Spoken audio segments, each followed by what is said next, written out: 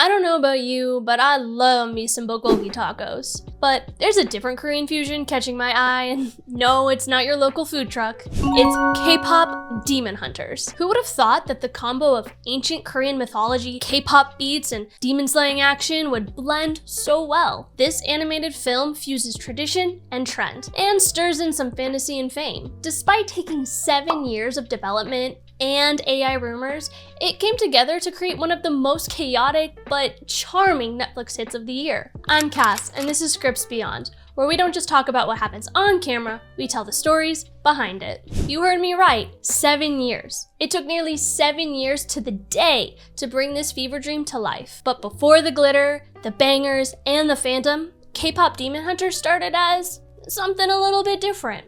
In early concept stages, there were no idols. The characters?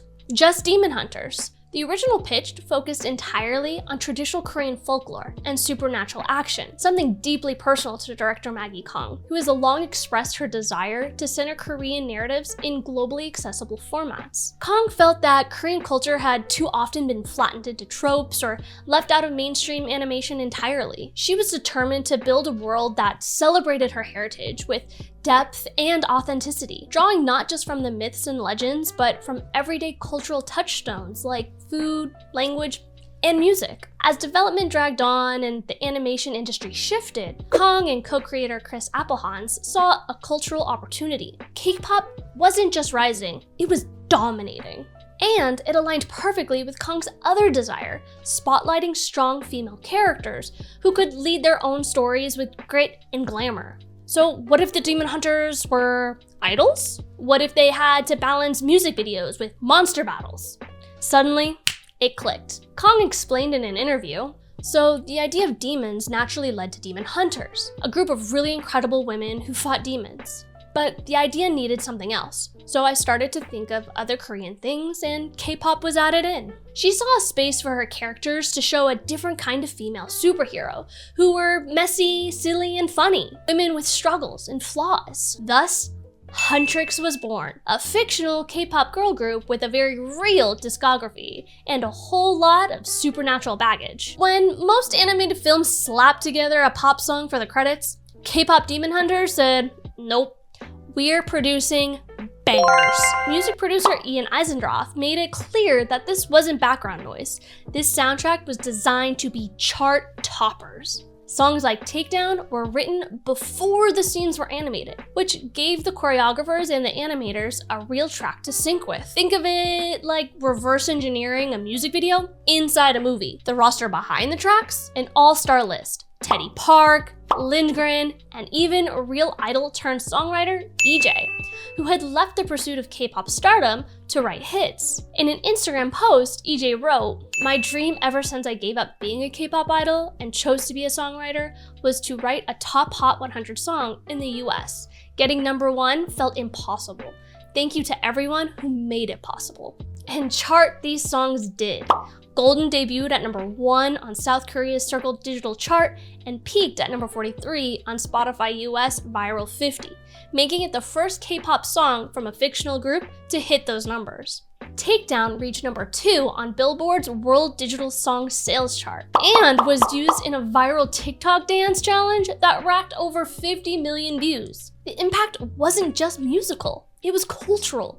Fans weren't just streaming the soundtrack, they were forming fandoms and petitioning for live concert tours. But who were these voices behind the idols? Huntr was split between voice actors and real vocalists.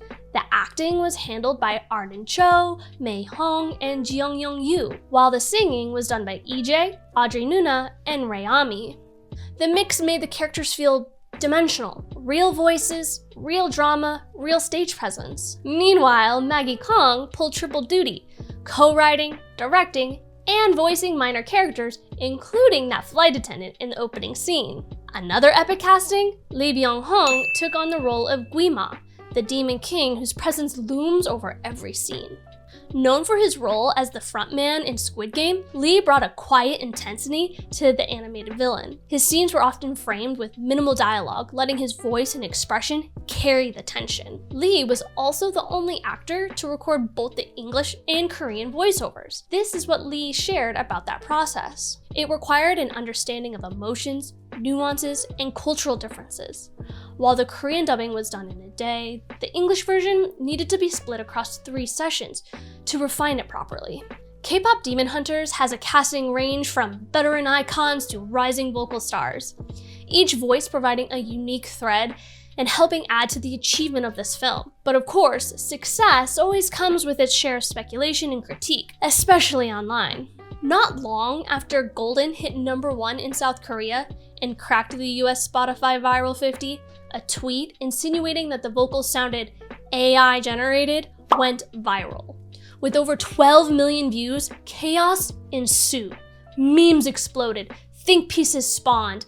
Fans wondered, was this the first virtual idol group to go full synthetic? Ryami, who voiced Zoe, was having none of it, tweeting these responses. EJ, Audrey Nuna, and I are not AI. Are you dumb? I just found out I've been AI for 30 years. OMG. Help, I'm just a code. Oopsie. Oh no, me so sad. Blunt? Yes. Effective? Very. Director, cast, and producers rushed to clarify. All vocals were recorded by real artists. The AI rumors had been fueled by overly polished production and a perfect sync, but behind these things were true vocals and hours of studio work. And as we've seen, these rumors have had little to no effect on the continued success of both the soundtrack and the movie. At the time of this recording, Kpop Demon Hunters is still riding high. Netflix confirmed it is one of their most watched animated debuts. Meanwhile, fans are calling, begging, asking, pleading for a live tour with the real singers of Huntrix. I'd buy a ticket, I'd be there singing along. Please, please. Producers haven't confirmed a sequel or anything yet, but with merch, finals, cosplay events, and even rumored deals with major entertainment agencies, the future for this franchise might just be golden. Kpop Demon Hunters was the fusion I never knew I needed, but now I can't get enough, and I have that soundtrack on repeat. Let us know what your favorite song is in the comments below. Hit that like button and subscribe for more behind the scenes happenings. Thanks for joining me. I'll see you in the next video.